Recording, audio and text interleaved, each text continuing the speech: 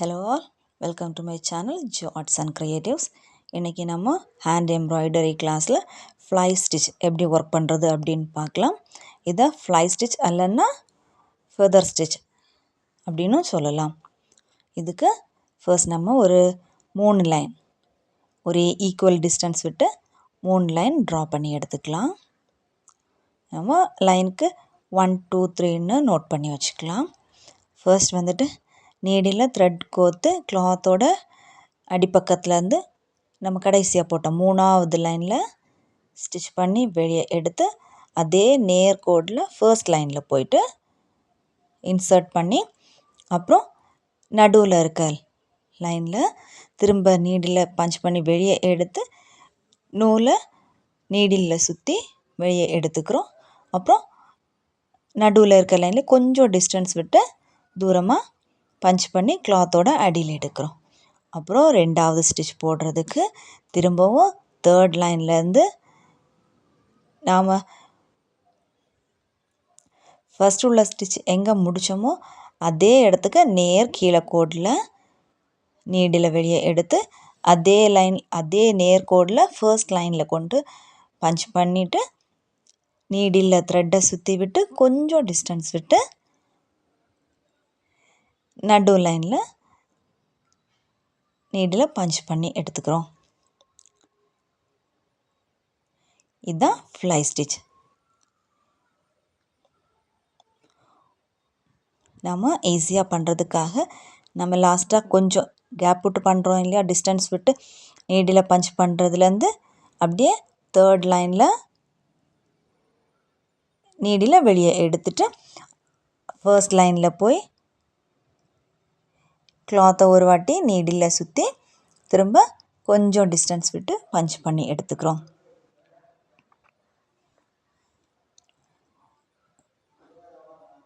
உங்களுக்கு ஒருவேளை நான் எக்ஸ்பிளைன் பண்ணுறது புரியலை அப்படி ஏதாவது உண்டுன்னா நீங்கள் வீடியோவை கிளியராக பாருங்கள், அப்போது உங்களுக்கு மனசிலாகும்.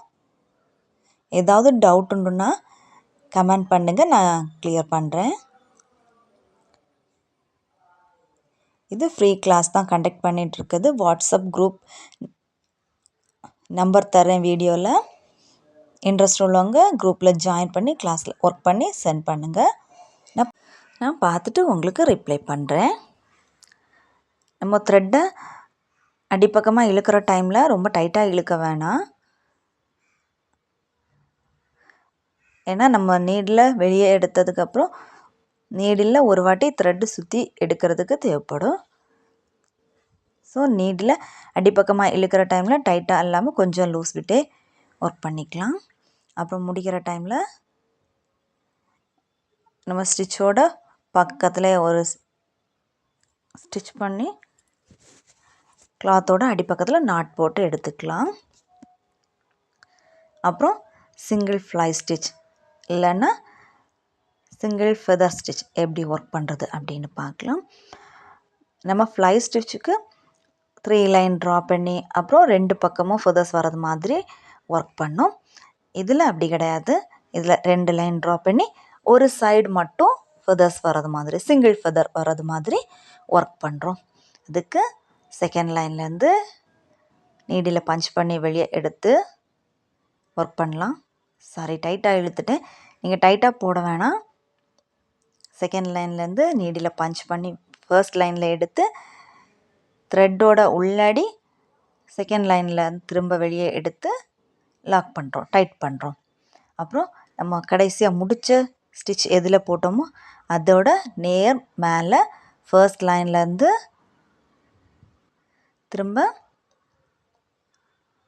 செகண்ட் லைனுக்கு கொஞ்சம் ஸ்லாண்டிங்காக வர்றது மாதிரி ஸ்டிச் பண்ணி டைட் பண்ணி விட்டுக்கலாம். நாம் இந்த சிங்கிள் ஃபெதர் ஸ்டிச் எப்படி ஒர்க் பண்ணுறோம் அப்படின்னா, செகண்ட் லைன்லேருந்து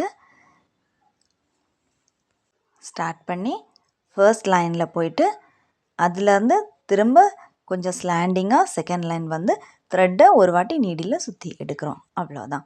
நம்ம செகண்ட் லைனில் முடிக்கிற இடத்தோட நேர் மேலே ஃபர்ஸ்ட் லைன்லேருந்து ஒர்க்கை ஸ்டார்ட் பண்ணுறோம்.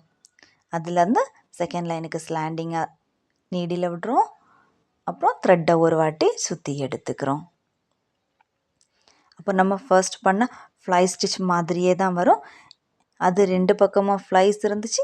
இந்த இதில் ஒரு பக்கம் மட்டும் ஃபெதர்ஸ் இருக்கிறது மாதிரி ஒர்க் பண்ணுறோம். அப்புறம் முடிக்கிற டைமில் அந்த ஸ்டிச்சோட பக்கத்திலே பஞ்ச் பண்ணி கிளாத்தோட அடிப்பக்கம் முடிக்கிறோம்.